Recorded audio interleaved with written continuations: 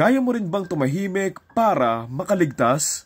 Kung sa Pilipinas to, ubos na yung mga chikadora sa may kanto eh. Magsisimula ito kay Samira na kasama yung ilang matatanda sa may New York para manood ng theater. Habang nandun siya, kasama niya yung alaga niyang pusa at dito nga niya naisipan na maglakad-lakad at dito siya magugulat kasama yung iba pang mga tao nang may nagbagsakan at dumating ng mga alien.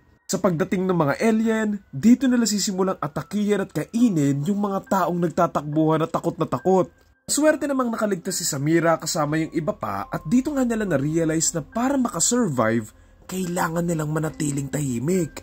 Kaya naman sa mga susunod na oras, dito nila gagawin lahat para makaligtas pero hindi to magiging madali sa sobrang dami ng alien at sa hirap na gumalaw ng walang ingay.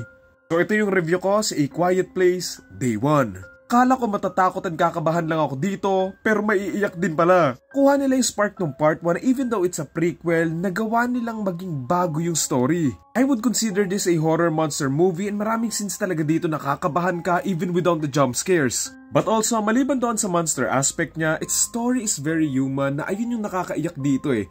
Lalo na yung premise niya na may sakit nga si Samira. At first, akala ko nasa rehab siya. Medyo late ko lang na-realize kung bakit puro matatanda yung mga kasama niya doon sa ospital or clinic. And nakalimutan ko yung meaning ng hospice.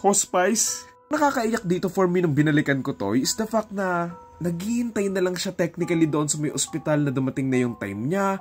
And napapaligiran siya ng mga taong binabawian ng buhay. And it's a very personal experience. Pero nung dumating yung mga aliens, lahat ng tao nararanasan na yung nararanasan niya. For the first time in a while, ginawa niya lahat para lumaban and that she did. And sa last moments niya, she saved someone na mga mahal na mahal niya. Ayak din ako na she made her peace na doon sa may past niya and sa current situation niya. Kumbaga, tinanggap na niya unlike before na grabe yung galit niya sa sitwasyon niya.